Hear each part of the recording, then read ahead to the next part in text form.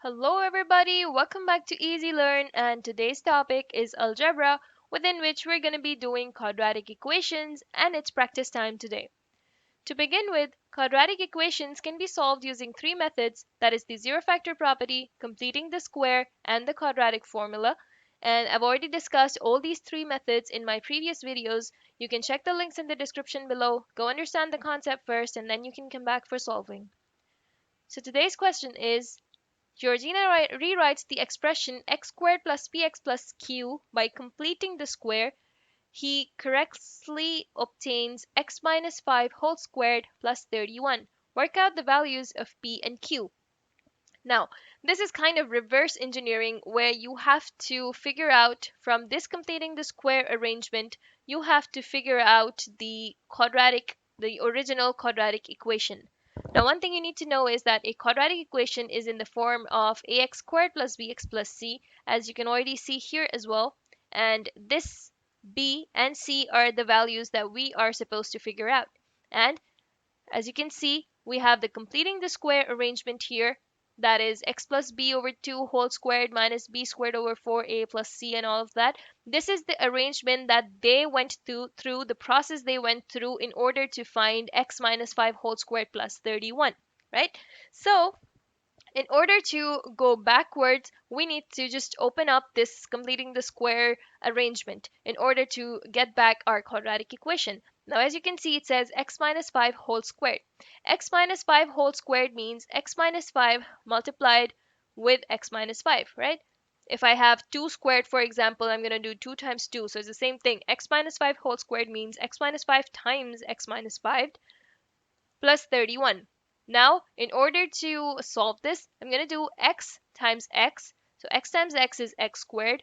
Then I'm going to do x times negative 5, so negative 5x. Then again, this second number, that is the negative 5 times x again, so negative 5x. And then negative 5 times negative 5 gives me positive 25. 31 stays the way it is. Now, after that, as you can see, we have some like terms. So 5x is a like term to 5x, and 25 is a like term to 31. So I'm just going to do x squared, then minus 5 and minus 5. When you have both negatives, you always add them up, but the sign stays negative. So 5 plus 5 is 10, but I'm going to keep negative 10x, and 25 and 31, they're both numbers, which means they are like terms to each other. So you can just add it up. Both are positives. So I'm just going to do 25 plus 31. That gives me 56. And it's a positive 56. Therefore, this is my final quadratic equation, x squared minus 10x plus 56.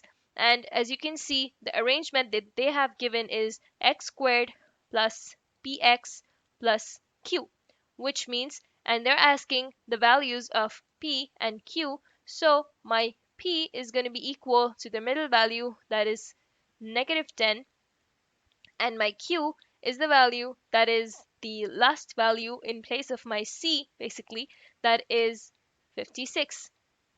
So P is negative 10 and Q is 56. And if you are still confused, or if you want to recheck, just take this equation x squared minus 10x plus 56 and apply this completing the square arrangement, and you will probably, hopefully, get back x minus 5 whole squared plus 31 as your final answer.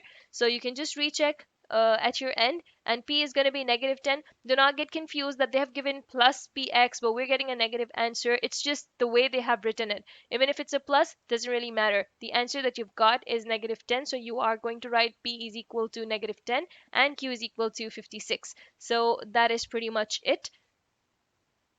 Thank you so much for watching Easy Learn. Do not forget to like, share, and subscribe my channel. If you have any questions, any confusions, you can drop them down in the comment section below. Thank you.